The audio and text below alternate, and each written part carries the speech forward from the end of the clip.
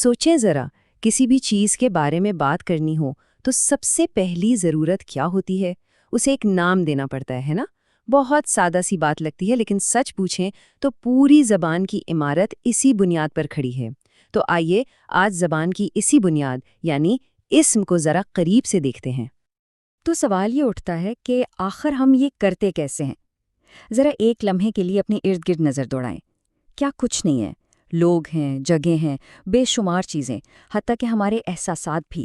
ان سب کو پہچاننے کا، ان کے بارے میں بات کرنے کا پہلا قدم کیا ہوگا؟ بس یہی سوال ہمیں سیدھا ہمارے آج کے موضوع کی جڑ تک لے جاتا ہے۔ چلے پھر اس میں ذرا گہرائی میں چلتے ہیں۔ اردو گرامر کی زبان میں نام دینے والے ہر لفظ کو اسم کہا جاتا ہے۔ تو دیکھتے ہیں کہ اس کی باقاعدہ تعریف کیا ہے اور یہ ہماری روزمرہ کی بات چیت کا حصہ کیسے بنتا ہے۔ دیکھیں، تعریف بہت سیدھی سی ہے۔ اسم وہ لفظ ہے جو کسی شخص، جگہ، چیز، جانور یا پھر کسی خیال کا نام ہو۔ یوں سمجھیں کہ یہ زبان کے سٹکرز یا لیبلز ہیں جنہیں ہم دنیا کی ہر چیز پر چپکا دیتے ہیں تاکہ اس کی پہچان ہو سکے، اس پر بات ہو سکے۔ اچھا، اس تعریف کو اور آسان بنانے کے لیے اسے 5 حصوں میں توڑ کر دیکھتے ہیں۔ سب سے پہلے شخص، پھر جگہ، اس کے بعد چیز، پھر کوئی جانور اور آخر میں کوئی خیال یا جذبہ، یعنی وہ چیز جسے ہم دیکھ یا چھو تو نہیں سکتے لیکن محسوس کر سکتے ہیں۔ اب مثالوں سے یہ بات بالکل صاف ہو جائے گی۔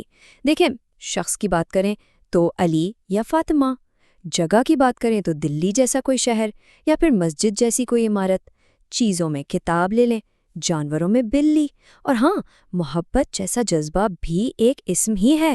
یہ سب اصل میں نام ہی تو ہیں۔ تو اب ہم اسم کی بنیادی تعریف کو تو سمجھ گئے ہیں، چلیں اب ایک قدم آگے بڑھتے ہیں۔ ویسے تو اسم کی کئی قسمیں ہیں، لیکن آج ہم ان میں سے 4 سب سے اہم اقسام پر بات کریں گے۔ یہ وہ 4 قسمیں ہیں جو زبان کی گہری سمجھ کے لیے واقعی بہت ضروری ہیں۔ جی ہاں، صرف 4۔ اگر یہ 4 سمجھ آ گئیں تو سمجھے ناموں کی دنیا میں فرق کرنا آ گیا۔ اس سے ہماری سمجھ اور بھی گہری ہو جائے گی۔ تو پھر انتظار کیسا؟ دیکھتے ہیں یہ کون کون سی ہیں۔ تو سب سے پہلی جوڑی ہے اسم خاص اور اسم عام کی۔ دیکھیں، فرق بہت واضح ہے۔ اسم خاص، جیسا نام سے ہی ظاہر ہے، کسی خاص شخص، جگہ یا چیز کا نام ہوتا ہے، جیسے احمد، ایک خاص لڑکا، یا ہندوستان، ایک خاص ملک۔ اس کے بالکل برعکس اسم عام کسی بھی عام شخص یا جگہ کے لیے استعمال ہوتا ہے، جیسے لڑکا، اب یہ کوئی بھی لڑکا ہو سکتا ہے، یا شہر، کوئی بھی شہر۔ تو سیدھی سی بات ہے، ایک خاص ہے اور دوسرا عام۔ اچھا، اب آتے ہیں دوسری جوڑی پر، اسم ذات بمقابلہ اسم معنی۔ ان کا فرق بھی بڑا دلچسپ ہے۔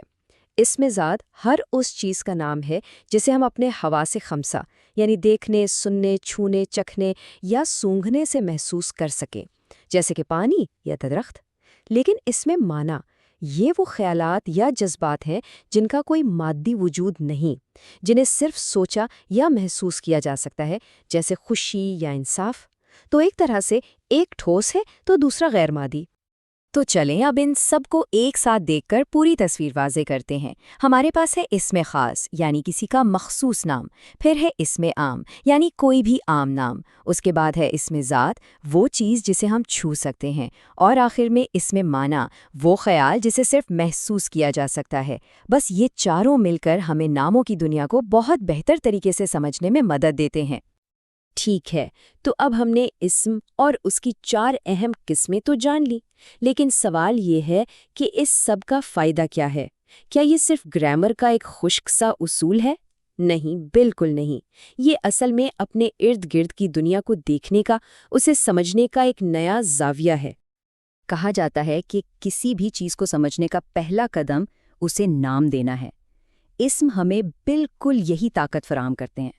یہ صرف لفظ نہیں ہے، یہ وہ اوزار ہیں جن سے ہم اپنے ارد گرد بکھری ہوئی حقیقت کو ترتیب دیتے ہیں، اسے سمجھتے ہیں اور اس پر بات کرتے ہیں۔ تو آخر میں ایک سوال سب کے سوچنے کے لیے، اگر ابھی اپنے ارد گرد نظر دوڑائی جائے تو کون کون سی چیزیں اس میں ذات کے طور پر نظر آتی ہیں اور کون سے خیالات یا جذبات ہیں جو اس میں معنی کہلائیں گے؟ ذرا سوچئے گا، کیونکہ زبان کو سیکھنے کا سب سے بہترین طریقہ اسے اپنی زندگی میں استعمال کرنا ہی تو ہے۔